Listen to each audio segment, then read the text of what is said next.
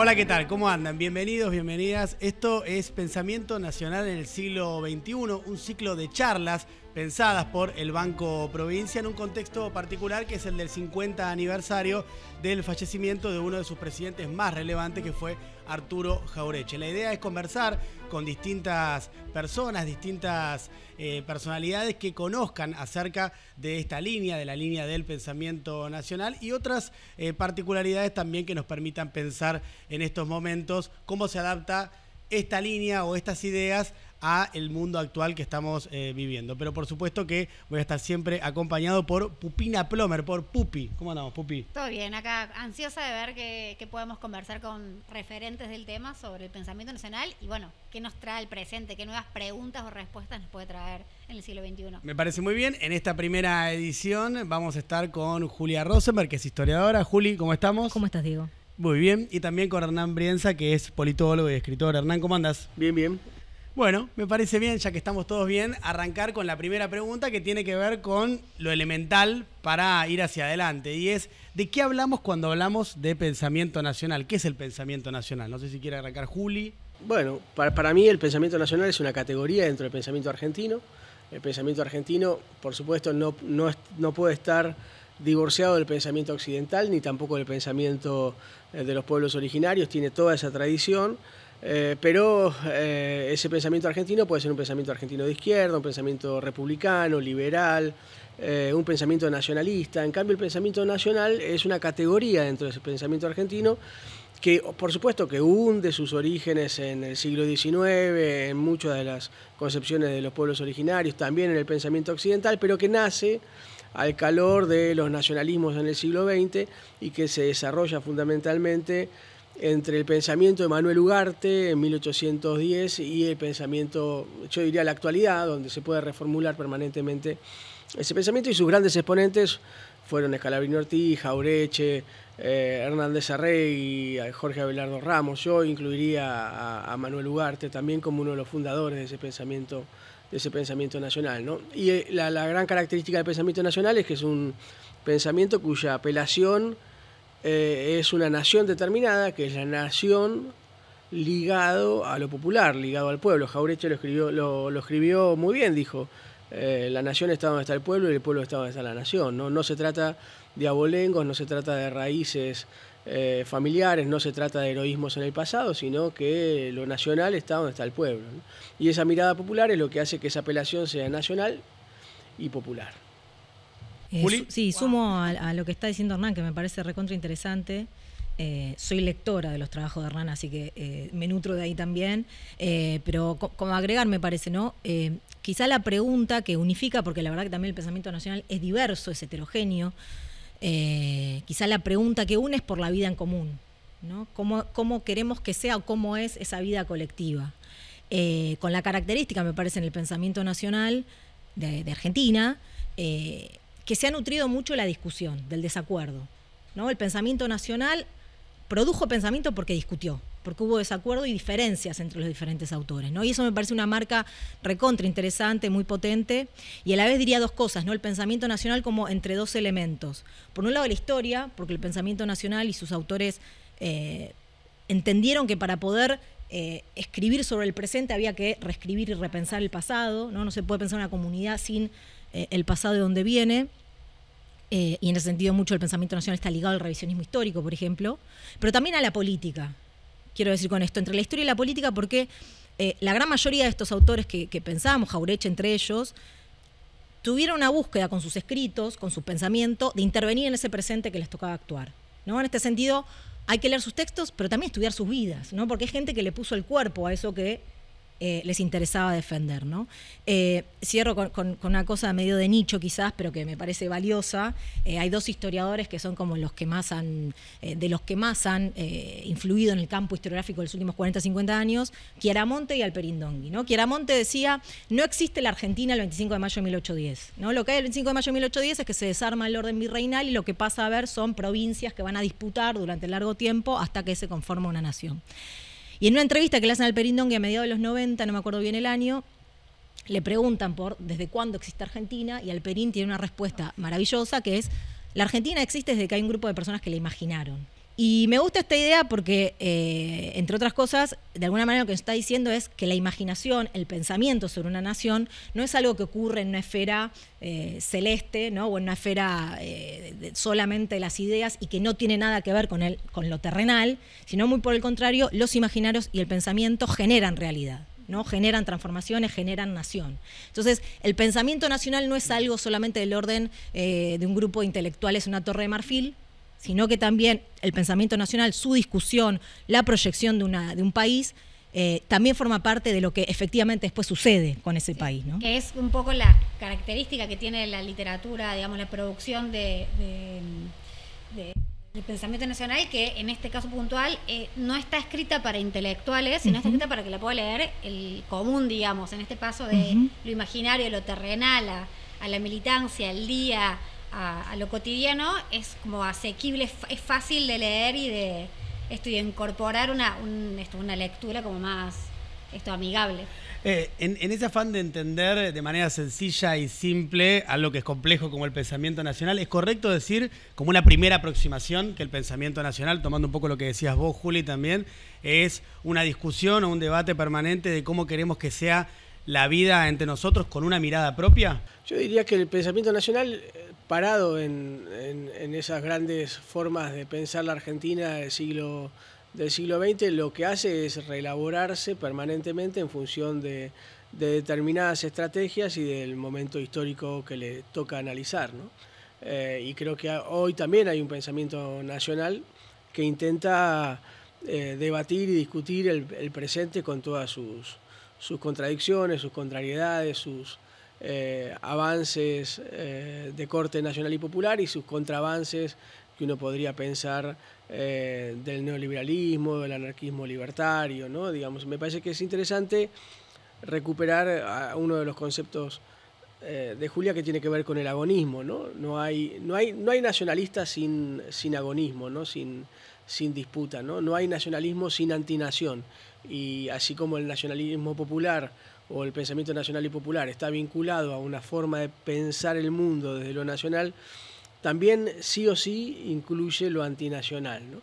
Y en ese debate, cada vez que le toca reflexionar sobre la actualidad, reflexiona sobre la nación y lo antinación, ¿no? Pensando que por ahí el pensamiento nacional que estamos hablando, digamos, de la década del 30, Pacto Roca-Runciman, Estados Unidos apareciendo como potencia, un contexto como súper diferente al actual, pero que en algunas cuestiones que tienen que ver con el colonialismo y capitalismo hay como un nexo, como ¿dónde puede encajar ese pensamiento nacional en el contexto actual, pensando que esto se dio hace 100 años, porque prácticamente? Y yo creo que es necesario resignificar y denominar de nuevo muchísimas cosas, ¿no? Primero porque las formas en las cuales pensábamos el imperialismo en la década del 30, con Estados Unidos emergente, con Gran Bretaña en decadencia, con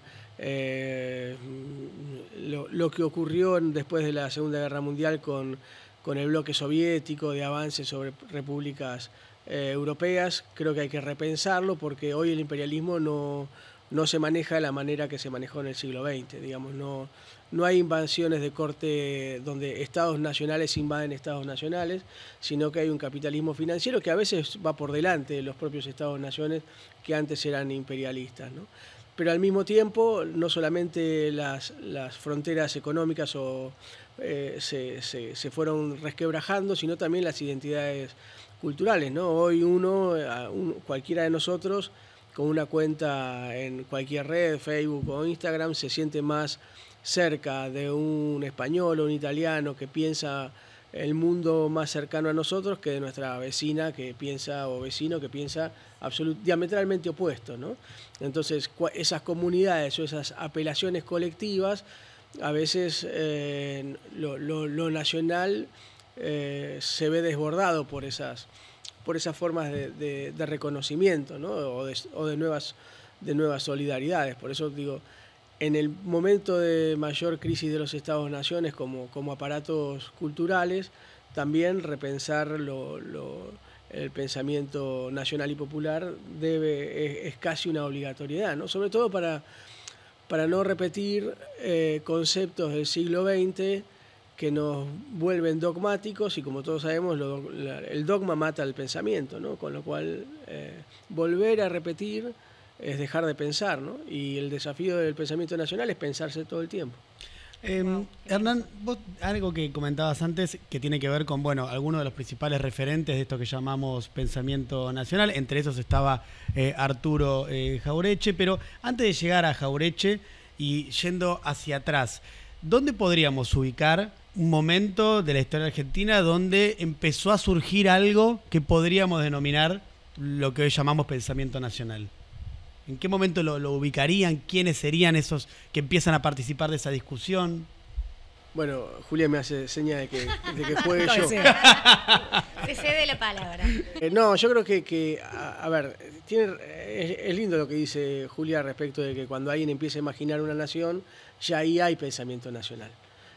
Con lo cual hay pensamiento nacional en Belgrano cuando nos da las recomendaciones para hacer una nación grande y nos dice que hay que agregar trabajo, que hay que importar materia prima y exportar productos manufactureros, que dice que hay que hacer una escuela de artesanados. Yo creo que entre Belgrano, Moreno, Saavedra, ahí con todas sus contradicciones, hay un inicio de pensar la nación.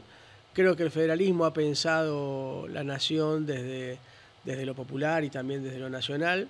El federalismo, no solamente el federalismo porteño, sino el federalismo litoraleño y el federalismo del interior también, ¿no? Digamos que son tres tipos de pensamiento diferentes.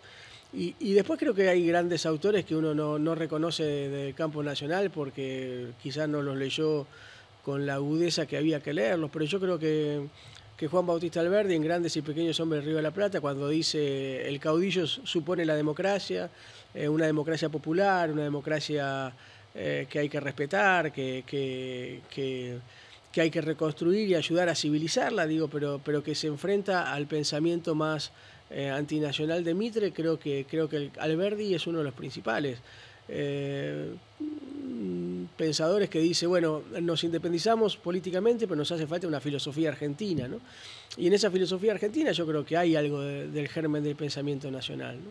Incluso Vicente Fidel López, ¿no? Que seguramente es amigo de Julia, que fueron uno de los primeros senadores que intentó discutir el proteccionismo económico en la Argentina, ¿no? Y que disputó las formas de contar la historia, ¿no? Y yo creo que hay un hecho muy importante, un pensador muy importante a principios del siglo XX, que es Manuel Ugarte, que no es reconocido mucho por el peronismo, pero que es el padre sin duda del pensamiento nacional moderno. Dice la contradicción fundamental no es entre el capital y el trabajo en los países como Argentina, sino entre los países que pueden desarrollar su industria y los países que no dejan desarrollar la industria a los demás países, pues ya están desarrollados, ¿no? Y esa matriz de pensamiento de Ugarte está atravesada por el pensamiento belgraniano y después va a ser recuperado por Scalabrini Ortiz, que tiene una hermosa frase que dice: yo soy partidario de un nacionalismo mínimo, ¿no? De un nacionalismo no avasallante, de un nacionalismo no dogmático, ¿no? De un nacionalismo que nos permita vivir con lo que nosotros producimos, ¿no? Y a partir de Scalabrini Ortiz ya encontramos a Jauretche y a los demás, ¿no? Jauretche es un personaje muy interesante que hay que si hablo mucho me paran, digo, no, estamos bien. Sí, aparte está divertido. Es un personaje muy interesante porque debate con su tiempo de una manera muy particular, ¿no? Digamos, en colonización pedagógica se adelanta 15 años a los aparatos ideológicos del Estado de Althusser, ¿no? Por ejemplo, que ese libro de Jauretche está escrito a fines de los 50 y aparatos ideológicos del Estado en los 70, ¿no? Por supuesto están pensando las mismas cosas y no estoy diciendo que los dos, uno tiene más valor que el otro. Lo que digo es que Jauretche está debatiendo con su momento histórico y está debatiendo, a diferencia de otros pensadores nacionales que van hacia la historia y al revisionismo, Jauretche lo que hace es un planteo muy moderno respecto de las formas de pensar la historia como política, la política como historia y al mismo tiempo los aparatos culturales que hacen que esa historia y ese relato del presente sea necesario desentramar, ¿no? El padre de la palabra batalla cultural es Jauretche. Bueno, lo toma de Gramsci, pero no sabemos si lo toma de Gramsci. Yo lo que diría, no sabemos si lo toma. No sabemos si Jauretche era un asiduo lector de Gramsci, pero utiliza el significante de la misma manera que lo utiliza Gramsci, ¿no? Hiciste un recorrido bastante sintético de cómo llegamos hasta Jauretche en la línea del pensamiento nacional. Y vos marcabas antes, después Juli te quiero preguntar algunas cosas sobre Jauretche, porque ella dio el pie para eso, pero hay algo que vos dijiste antes, Hernán, antes de llegar y profundizar más en Jauretche, que tiene que ver con que para concebir un pensamiento nacional tenemos que concebir, a su vez, un pensamiento, podríamos denominar, antinacional. ¿Cómo se llamaría, digamos? Sí, lo que no significa que ese pensamiento que es categorizado como antinacional sea antinacional realmente. No, está bien. Creo que es categorizado así por el pensamiento nacional. Y distintos nacionalismos también, distintos tipos de nacionalismo en el contexto, digamos, de 30. Sí, alguien podría decir que en realidad se trata de una disputa de dos tipos de nacionalismo diferentes. Claro, uno democrático y popular y un nacionalismo oligárquico, aristocrático, claro. Ruralista, extractivista, porque hay un nacionalismo extractivista. Está bien, pero esos dos nacionalismos, entonces cuando hablamos de la génesis de pensamiento nacional tenemos que hablar de un nacionalismo y de un antinacionalismo desde la mirada del nacionalismo. Sí, mi tesis de trabajo es que hay dos grandes núcleos de pensamiento en la Argentina. Uno es el pensamiento de la Argentina establecida, que es la Argentina de Estado-Nación de 1862 en adelante, y la irrupción que hace la Argentina del siglo XX, que es la Argentina de la sustitución de importaciones, con todo un pensamiento nacional detrás, que es el pensamiento más industrialista, más ligado al peronismo, ¿no? Y que esas dos Argentinas son las que más nuclean las voluntades de opinión, por llamarlo de alguna manera, ¿no? O sea, son dos modelos de país bien distintos. Sí, lo que pasa es que lo que pasa es que, viste que vos decís dos modelos de país y finalmente no terminás de decir nada, porque ya está muy gastada esa palabra de dos modelos de país, ¿no? Okay. La hemos utilizado tanto que es como, viste, cuando los chicos repiten mucho una palabra, claro, y se olvidan que el significado... Y carece del significado. Sí, ¿no? Dos modelos de país y... Bueno, sí, dos modelos de país, pero lo que me parece que hay que pensar es cómo volver a hacer descubrir eso que llamamos dos modelos de países, ¿no? Claro. Sumo una cosita, me parece que en esta genealogía que planteó Hernán, en esto de lo antinacional, que no es antinacional, pero que siempre fue ubicado ahí, o como algo opuesto al pensamiento nacional, pero que sin embargo me parece que el ejercicio de desmonumentalizar, ¿no? De sacar del mármol ese panteón de pensadores nacionales, justamente un ejercicio puede ser poner a aquellos que no creemos que forman parte del pensamiento nacional. Un Sarmiento, un Borges. Formaron parte de pensar la nación, ya sea por discusión o por continuidad, claro, digo, son sin dudas autores intelectuales que, bueno, bien valdría la pena sumarlos a esto, ¿no? Nos tocó trabajar en la televisión pública. Ezequiel Martínez Estrada, ¿no? Ezequiel Martínez Estrada. Por eso se da la diferencia entre pensamiento nacional y pensamiento argentino. Claro. Pensamiento nacional es una categoría que tiene determinada mirada sobre Argentina, pero no es la única. No, claro. Y lo nacional no es exactamente lo argentino. Se puede ser argentino de muchísimas formas. Si no, tenemos una mirada un poco autoritaria sobre pensar que solamente lo argentino es lo nacional, ¿no? Y a la vez esto, ¿no? Me parece como ese panteón de pensadores nacionales, Jauretche, Scalabrini, ¿no? Como un poco repetido. Me parece que el ejercicio, ustedes hablan antes de cómo traerlo al presente. Bueno, me parece que hay un ejercicio que justamente sacudir un poco ese panteón, sacarles el mármol. En un programa que hicimos en la televisión pública en su momento, Ricardo Piglia dando clases de Borges, año 2014-2015, gobierno de Cristina. Arrancó la primera clase diciendo, bueno, acá tendremos que estar dando clases sobre Jauretche. Y sin embargo vamos a dar clases sobre Borges, ¿no? Porque se supone que un gobierno nacional y popular solo se puede identificar con Jauretche. Claro. Bueno, ese corrimiento de poder pensar a Borges, incluso en discusión con Jauretche, me parece que es una forma también de traerlos al siglo XXI desde una incomodidad, ¿no? Incomodarlos es también, bueno, pensar a Sarmiento, que sin duda se establece con el Facundo, ¿no? Una matriz de pensamiento que por discusión o por continuidad se va a explayar en el siglo XX, ¿no? Entonces me parece que de lo que se trata, ahora sí González decía, lo peor que podemos hacer con el pensamiento nacional es congelarlo.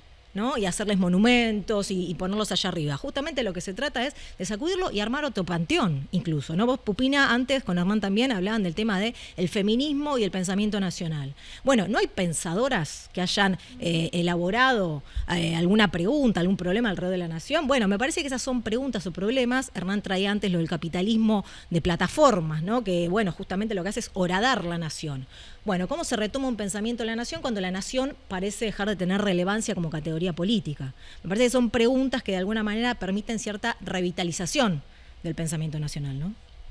Wow. Tesis. Directamente. Volviendo, como la idea es que sea picadito, así que vamos a ir salteando. Bien. Volviendo un poco al principio cuando hablábamos de revisionismo histórico y bueno, de los usos de revisar la memoria. Te voy a tomar, Hernán, que vos escribiste sobre Dorrego, pensando un poco que Jauretche tenía como esta recuperación del estilo, no sé, gauchesco. La gauchi política. Gauchi política, esta no me salía. Bueno, en sentido de esto te quería preguntar, bueno, ¿qué vínculos podés hacer de ese estilo gaucho político con los caudillos del siglo XIX?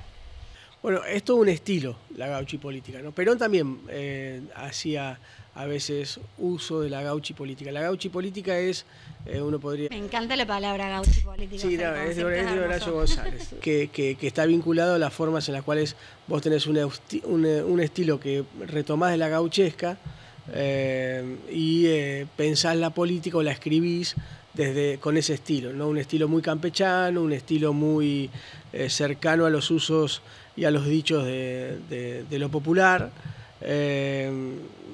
Habría que pensar si la gauchi política hoy es eficiente o no, o si la gauchi política al mismo tiempo no sé si no es como una especie de burla sobre un país terrateniente al cual Jauretche lo minimizaba con el uso de la gauchi política. Pero si uno analiza los orígenes de la gauchi política, tiene que ir a Francisco de Paula de Castañeda, que es el padre uno de los padres del polemismo de la gauchi política, donde tenían grandes diarios que servían como grandes diatribas contra los adversarios y los enemigos, ¿no? Y hacían de esto un estilo del habla popular como tratadismo político, ¿no? Cuando políticos de hoy dicen tal persona está más sucia que una papa, de alguna manera recupera ese estilo popular o de la gauchi política. Habría que ver hoy cuál sería el sentido de esa recuperación de ese lenguaje, ¿no? Que entre los pensadores nacionales el único que lo cultiva es Jauretche, ¿no? Escalabrini Ortiz con su forma de ser, con su mirada de ingeniero agrónomo, tiene una escritura mucho más racionalista y cientificista, ¿no?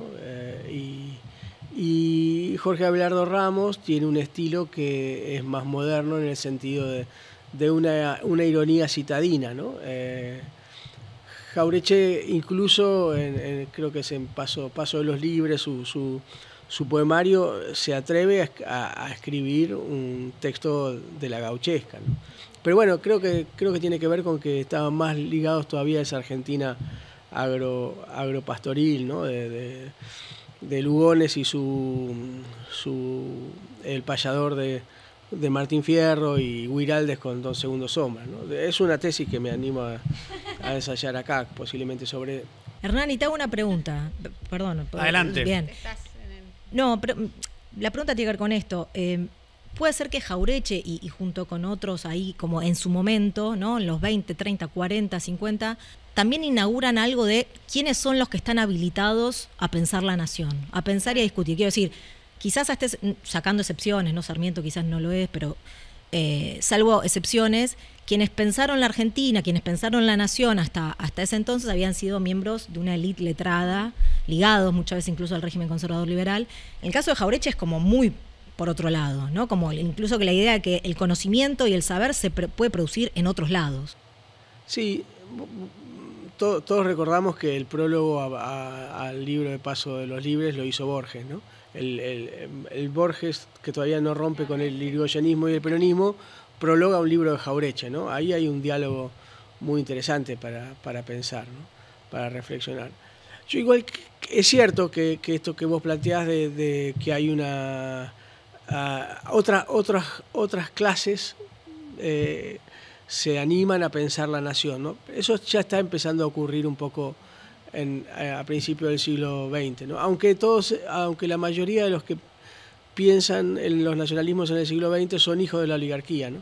En ese sentido, Alperindongui, cuando dice que el revisionismo histórico es hijo del decadentismo de la relación entre Argentina y Gran Bretaña, lo que uno sospecha de por qué los hijos de la oligarquía que hizo la alianza con Gran Bretaña se rebelan o se despechan por el abandono de Gran Bretaña y comienzan a tener discursos nacionalistas, ¿no? Digo, el primer texto, que es Gran Bretaña y Argentina, lo escriben los hermanos Irasusta, que no eran miembros de los sectores populares, ¿no? Y nunca lo fueron y no lo van a hacer, y no van a ser integrantes del pensamiento nacional, sino del pensamiento nacionalista. Claro. ¿No? Algo le pasa ahí a la oligarquía, que necesita repensar esa nación, ese Estado-nación que fundó en 1860. Claro, pero ya a partir de 1919, 1916 hay otro espíritu democrático que invita a nuevas formas de pensar, capaz que hijos de la oligarquía, pero que también empapados del espíritu de la época. Sí, Rojas, Diego Molinari, ¿no? Que son los más ligados al irigoyenismo. Rojas va a ser antiperonista y Molinari va a ser peronista, ¿no? Eso también hay que reflexionar sobre cómo los nacionalismos no son alineaciones automáticas, ¿no? No todos los nacionalistas fueron peronistas, y uno podría decir que no todos los peronistas tampoco fueron nacionalistas, digamos. Juli, con respecto a Jauretche, ¿qué aportes crees que hizo a eso que se denomina pensamiento nacional? Muchísimos. A ver, me parece que hay... fundamentalmente, quizás para diferenciarlo de Scalabrini y Ortiz, que tiene una mirada, si se quiere, como más economicista, más centrada en lo económico, me parece que Jauretche está preocupado, casi obsesionado, diría, en lo que es la cultura del coloniaje, ¿no? Cómo hay sectores de nuestro país que han sido tomados culturalmente por quienes nos subyugan, ¿no? Y va a ser un obsesivo de pensar eso, ¿no? Las onceras son eso, el medio pelo es eso, bueno, sus grandes obras tienen que ver con eso, ¿no? Su obsesión va a ser esto que decía Hernán, ¿no? Lo de la batalla cultural que toma posiblemente de Gramsci, bueno, tiene que ver con eso, ¿no? Hay una batalla que dar en ese terreno porque tenemos partes de nuestra sociedad que son colonizados y que no piensan desde acá, sino que eligen pensar con matrices, paradigmas europeos, norteamericanos, ¿no? En la biografía de Galasso, que escribió sobre Jauretche, Jauretche nace en Lincoln, ¿no? Un pueblo de la provincia de Buenos Aires, que hasta hacía muy poquito tiempo había sido de territorio Ranquel, ¿no? Y que Jauretche va a la escuela primaria y que en la escuela primaria, dice Jauretche, me enseñaban quiénes eran los Sioux, ¿no? Comunidades indígenas norteamericanas, pero nada me decían de los ranqueles que vivían a un pocos kilómetros de mi escuela, ¿no? Entonces, ahí en esa idea de Jauretche que establece desde muy chico está el problema instaurado, ¿no? No está mal saber sobre los Sioux, al contrario, viene bien saber sobre los Sioux, lo que está mal es no saber nada de los ranqueles. Me parece que ahí hay toda una cuestión de volver a pensar, primero que hay que deshacerse de lo que uno aprendió para poder aprender y para poder entender la realidad nacional, ¿no? No es solamente aprender lo nuevo, sino que hay que deshacerse de los paradigmas que tenemos impuestos y poder volver a aprender y mirar nuestra realidad, ¿no? Me parece que ahí hay algo fenomenal y a lo cual Jauretche le va a poner mucha cabeza y mucho de su obra a lo largo del tiempo, ¿no? Como una pregunta medio amplia, pero teniendo en cuenta que digamos, la obra de Jauretche durante la dictadura obviamente puesta bajo la alfombra, después con los gobiernos neoliberales también, hoy en día lo estamos recuperando como un representante del pensamiento nacional y está tan presente que, de hecho en este momento estamos hablando de él a 50 años de su muerte. ¿Qué tuvo de particular o de importante ese pensamiento nacional, en particular de Jauretche, para que hoy en día, después de 50 años en los que se dejó de hablar de él, estemos hablando tanto al punto que tenemos un ciclo para hablar de su pensamiento nacional? Para mí hay un libro nodal que siempre fue muy mal leído, lo digo con humildad, que es El medio pelo, en la Argentina. Porque el medio pelo se lo lee como un libro sociológico, como un libro que describe de qué manera Primero hay un gran error en la lectura, que se cree que el medio pelo es la clase media, cosa que no lo es. Jauretche se encarga de decir que él es de clase media, se encarga de decir que las clases medias fueron las burocracias del irigoyenismo y del peronismo, y determina al medio pelo en una clase media ascendente y en una clase alta descendente, ¿no? Dice, eso es el medio pelo, no es otra cosa.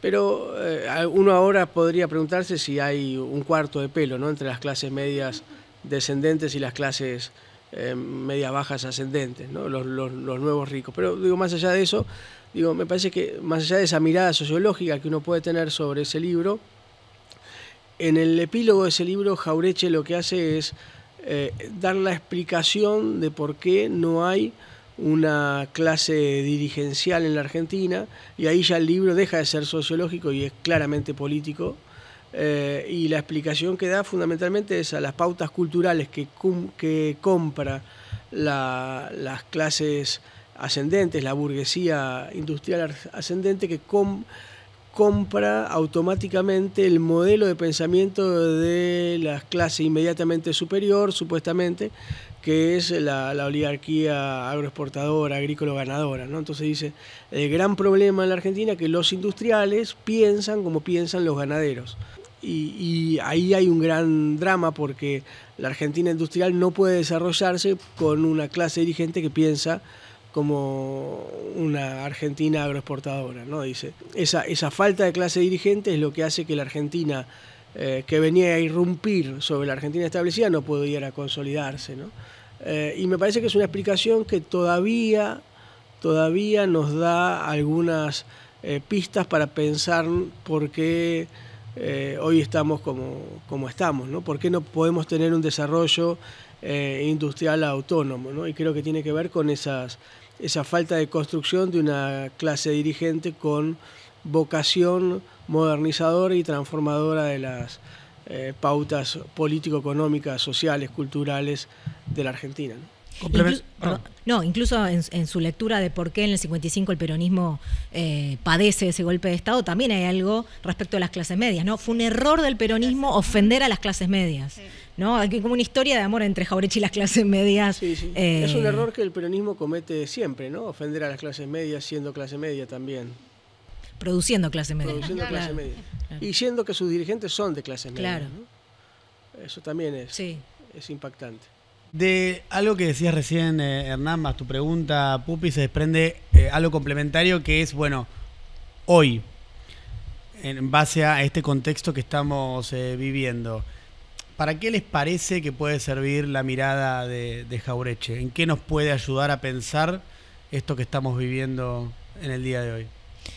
Bueno, digo yo algo y después vos. Lo que acaba de decir Hernán me parece que es clave, ¿no? La mirada puesta en las clases dirigentes, en las clases dominantes de la Argentina, y una mirada crítica respecto a eso, me parece que es una lectura política de Jauretche que no sirve tal cual él la hizo en aquel entonces para hoy, pero que sin embargo como ejercicio me parece recontrapotente. Después hay un libro de hace unos años de Nicolás Vilela que se llama Comunología, un libro que sirve mucho para discutir, que también intenta pensar el pensamiento nacional, valga la redundancia, y Nicolás básicamente lo que dice ahí es: el pensamiento nacional en la Argentina fue defensivo, ¿no? En esto de pensar que siempre hay un enemigo que nos coloniza, que nos subyuga, bueno, siempre fue defensivo en el sentido de que había que resistir un poder opresor, ¿no?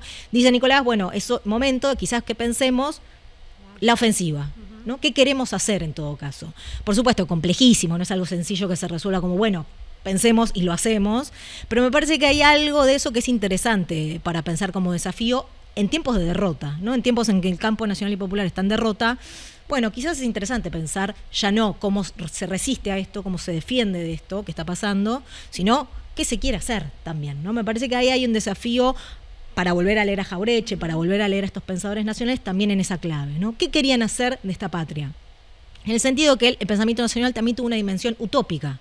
No era solamente cómo vivimos, qué ser argentinos, sino qué queremos hacer de la Argentina, ¿no? Me parece que ahí hay una clave que puede ser interesante. Yo creo que el pensamiento nacional se ha convertido en una gran tradición de pensamiento y creo que hay que traducirla al hoy, ¿no?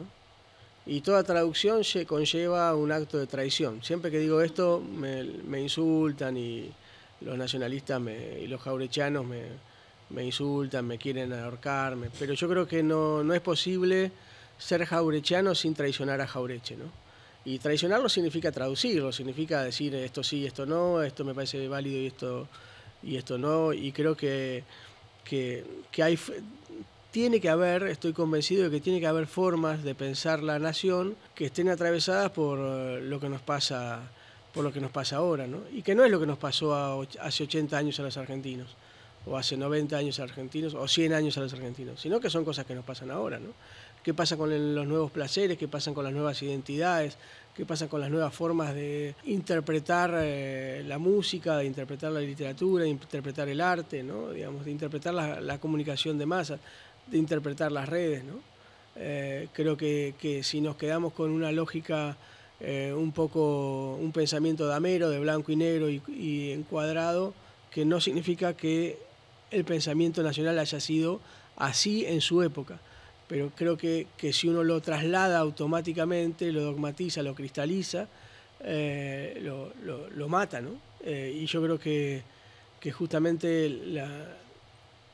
el vínculo nacional no puede ser solamente ir a festejar que ganamos una Copa América, ¿no? Una Copa del Mundo, ¿no?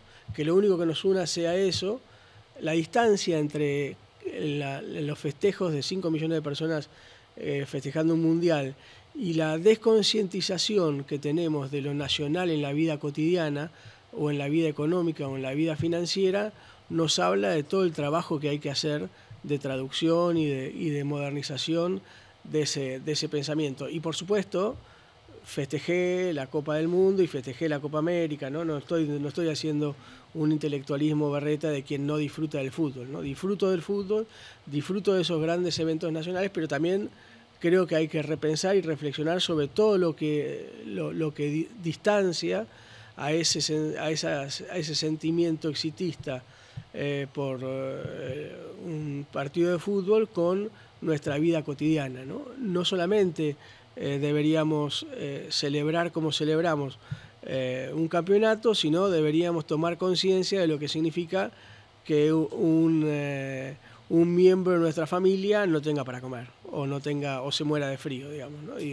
Y utilizo la palabra familia porque hay algo en la lógica de la nación que remite a la familia, o que al menos remite a los lazos de amistad, ¿no? Y creo que pensar en lo nacional y lo popular como una nueva amistad social, como una nueva amistad colectiva, me parece que es el gran desafío, ¿no? de los próximos años. Prácticamente en toda nuestra historia hemos construido un ideario, digamos, nacional de hitos fundacionales de nuestra historia, de próceres fundacionales de la nación argentina y demás, y hoy en el último año hay como una revisión y una suplantación de ahora son padres fundadores de la patria, con figuras que durante mucho tiempo las estuvimos revisando porque tal vez eran controversiales en torno a lo que podemos crear como los ideales de nuestra nación. Hablo de Roca, Sarmiento y demás, y pienso como que es como medio contrafáctico y anacrónico lo que voy a decir, pero digamos, ¿qué lectura podría hacer Jaureche de este presente a partir de esto, de estas nuevas figuras próceres nacionales que están queriendo colocarse como nuestros padres fundadores? Sí, las preguntas contrafácticas siempre son difíciles de contestar. Sí, yo soy historiadora, o sea, se lo hago contra mi honor. Habría que pensar qué le habría pasado a Jaureche, ¿no? Claro. Capaz Jaureche hubiera finalmente aceptado un cargo y ya no hubiera sido el mismo Jaureche de la década de los 50, pero porque esas cosas pasan también, ¿no? Pero digo, más allá de eso, creo que Jaureche ya dijo muchas cosas sobre esos hombres del siglo XIX.